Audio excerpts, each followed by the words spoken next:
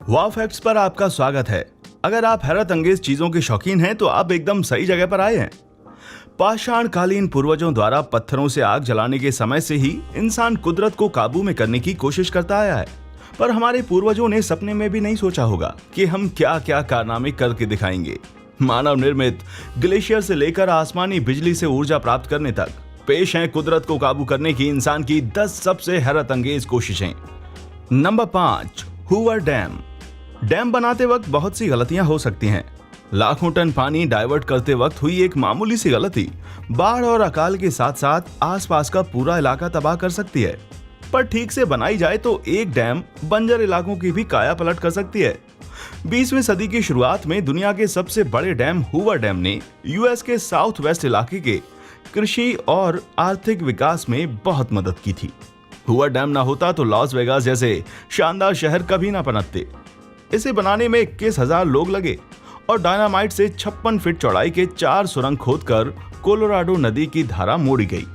नदी की सूखी तली में 726 फीट का ये डैम ईंट दर ईंट बनाया गया। डैम पूरा होने के बाद सुरंगों को सील करके डैम को कोलोराडो नदी से भर दिया गया, जिससे लेक मीट तैयार हुई। 1936 में बनकर तैयार होने पर यह दुनिया का सबसे विशाल डैम बना और इससे पानी और बिजली की अच्छी सप्लाई ने पूरे इलाके की तस्वीर बदल दी। नंबर 4, मानव निर्मित ग्लेशियर।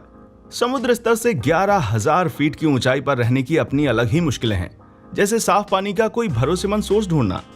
साल भर पिघलने वाले ग्लेशियर हिमालय के लद्दाख में किसानों के लिए सदियों से पानी का मुख्य स्रोत रहे हैं, पर हाल के समय में क्लाइमेट चेंज के चलते उनकी हालत नाजुक हो चुकी है।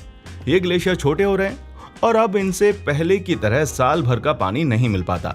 पर कहते हैं ना, आवश्यकता ही आविष्कार को जन्म देती है। साल 2017 में एक लोकल साइंटिस्ट ने ग्लेशियर बनाने का एक तरीका खोज निकाला। ये कृत्रिम ग्लेशियर गर्मी के दिनों के लिए पानी के भंडार की तरह काम करते हैं। वे ग्लेशियर के फालतू पानी को तयशुदा जगहों पर भर देते हैं, जो कि ठंडी हवा से जमकर 100 फीट तक ऊंची बर्फ की आकृतियां बना लेते हैं। बर्फ के ये पिरामिड या स्तूप भले ही कुछ लोगों को अनोखे लगे, पर स्थानीय लोगों के लिए ये पानी का बेशकीमती सहारा है।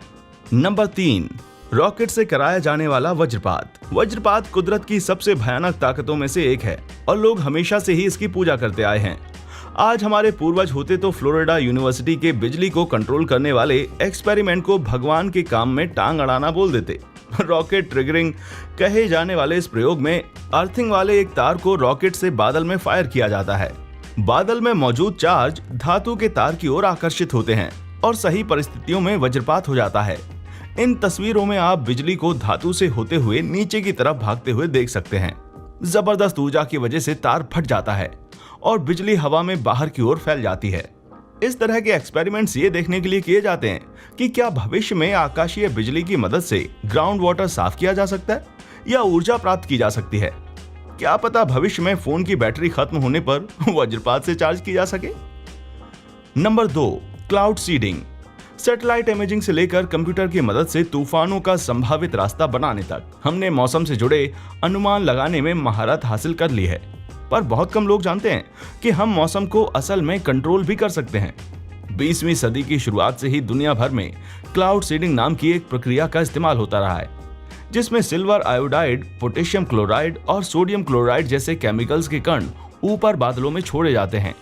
ये कण पानी की बूंदों को अपनी ओर आकर्षित करते हैं। जब पानी की बूंदें पर्याप्त मात्रा में एकत्रित हो जाती हैं, तो बारिश शुरू हो जाती है। ये टेक्नोलॉजी सूखे इलाकों के लिए एक वरदान साबित हुई और चीन, रूस और यूएई जैसे देशों में इसका इस्तेमाल बढ़ता जा रहा है। इसका पहला सफल इस्तेमाल 1916 में किया गया था। सैन डियागो भीषण सूखे से जूझ रहा था। जब चार्ल्स हैटफील्ड नाम के एक बिजनेसमैन ने बारिश कराने का ऑफर दिया, तो सिटी काउंसिल ने कबूल कर लिया। $10,000 में बात तय हो गई। हैटफील्ड मोरेना कुंड के किनारे अपना एपरेट्स लगाकर कोई केमिकल जलाने लगे, जिसका धुआं आसमान में उठने लगा। कुछ दिनों बाद बारिश शुरू हो गई, पर रुकने का नाम नहीं ले रही थी। कुल 17 इंच बारिश होने के कारण बाढ़ आ गई और कई जगह जमीन में दरक गईं।